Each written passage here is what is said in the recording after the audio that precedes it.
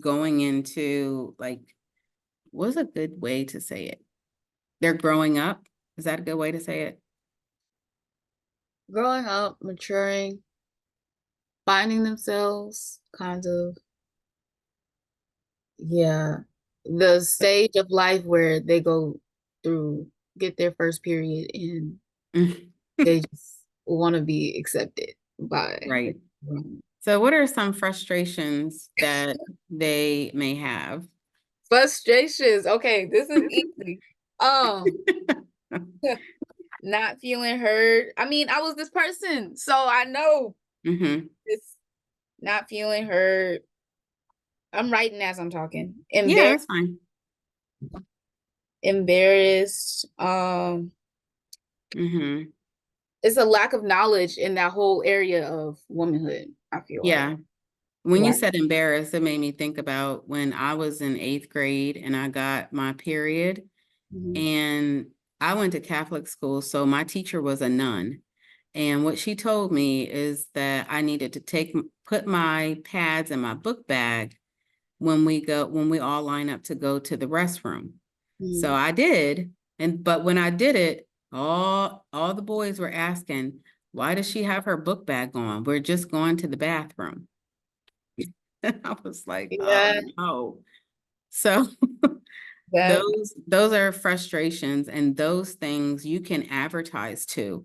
You can market to those frustrations. So you said being embarrassed, and what was the other one? lack of knowledge. Lack of knowledge. So what can you do in your company? Say it's your magazine. What can you do within that magazine that speaks to those frustrations? We could have an article Hmm. on how to Yep. blah blah blah. How to, I mean, it's controversy around how to keep your period a secret type of thing. Because it Hmm. doesn't have to be a secret. It's just boys don't understand, Yeah. usually younger boys. So that's Yeah. a whole debate. I don't know if it should be a secret or not a secret because not everybody knows, but not everybody wants to know, you know. That's a good, even like that's two, you have two advertising spots right there. So you Okay. can put an article in your magazine talking about the topic. You could put it Mhm. on social media and pose the question. That way you are giving that young lady a voice because you said they want to be heard. Right. And you could just pose the topic and see what kind of responses you get. Mm. Okay. Wait. And you can have an article about it in your magazine. You can, and that is a way, like when you do this, so Mhm. say your platform is Instagram and you're going to pose this controversial question of should a menstrual period for women be secretive or not secretive? Mhm. What's your opinion on it? What you want to do is get them to visit your website or get them to get that magazine that you have that article in. So underneath that, after they give all of their, opinions about it, you can say, for more information, visit my website at blah, blah, blah, blah, blah.org. But we're working up towards that. But this is how I'm showing you that when you have this information about the target market, it Mhm. allows you to advertise for your company. Your main objective is to get this person to purchase what you have, your Yeah. product or service, even if you're not selling anything. So your main goal is to get recognized, get your name out there. That's what we're working towards. And you gave two very good examples of, well, actually you said three. So not being heard, Mhm. embarrassment, and the secretive menstruation. Should it be that's really good. So you kind of get the sense of what you're doing here. So once you put that target market together and you add all of those demographics in, it will give you more information on how to move forward with your business. Mm.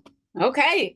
Definitely buying the magazine or whatever that person is selling because I want to Yeah. know. Yeah, yeah. I would I mean, I think that's a really good idea because, you know, your generation is heavily into social media. I mean, even my generation, like I'm on it a lot, especially TikTok. So I think you guys use Instagram, maybe TikTok. I know Snapchat is highly used by like teenagers and up to the mid 20s. But all of that information has already been researched and you can just Google it. It'll give you all the age ranges for each social media platform. And I can incorporate that information into our Google Doc as well. So that'll let you know like where you need to go to advertise your poll. And also that is your data collection. So that can start that data collection that you're going to do for your nonprofit. You can, if you do it in a Google Doc, I'm not a Google Doc, but Google Forms, I know for sure that they're going to give you the analytics on it. And I'm pretty sure that Instagram will give you the analytics on it as well. You just have to go into the back, like the back side of Instagram to get that information. So at the bottom, you can see, I'm still sharing my screen, right? The frequently used apps. This is what I see Nancy new member using. And this is going to tell my company, my department, where we should advertise at the most. Okay. Which I just explained to you. So I think that's what you should work on next. When you put your target market together, it should look something like this. This is minimal. You want to have as much information as you can on this person. You're making this person up, so you'll have to search for images. It should be, you know, an actual person. Sometimes they use avatars, but I like having an actual person to look at, not an avatar. And companies can have several target market personas. Okay. They don't just have to have one. You can have several. So for my nonprofit, I do have several. I have elementary students. I have high school students, middle school, adult learners. So it could be a wide range, and you would have a persona for each and every one because you market differently to each age. Mm. Even each race or ethnicity, because we all do things differently. So if you know, we're individuals, but when you look at marketing on a whole, we do place people into groups. Marketing by age range and then marketing It by could be marketing by age range. It could be marketing by race. culture. It can be marketing by sex. So females do things differently than males do. You could even, you know, when you're talking about menstruation, you can market to single dads. Yeah. Wow. Yeah. Okay. That's an Yeah, area. because they don't like you know, we just had that conversation. You said young boys don't know, but sometimes dads don't know. What? Dads don't know, and they want to know. They want to help, you know, their daughters, but they don't have much information on it either. Mm. So, Single dad. I'm putting that down. yep, you could. All right. So we can have a parent section in the magazine where we talk about everything you should know about teen girls. Yeah. Yeah.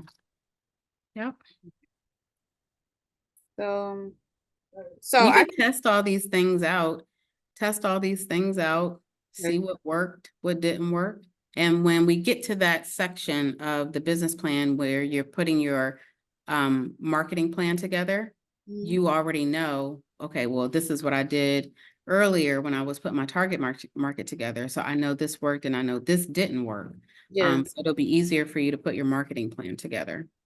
So I need to collect the data first with my research and then put it into the actual business plan for people to read.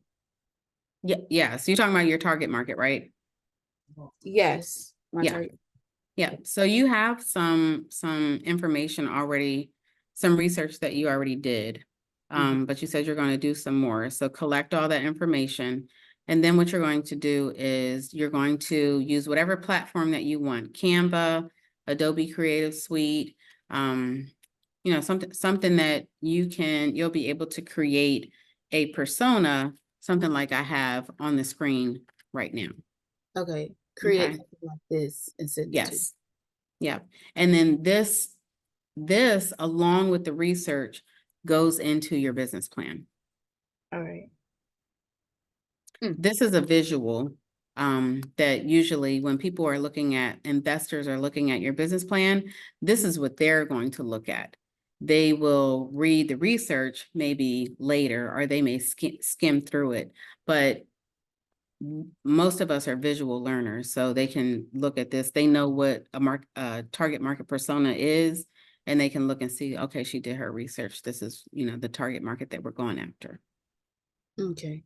And then when they look at your marketing plan, which comes later in your business plan, those two should line up. Okay. Okay. Marketing plan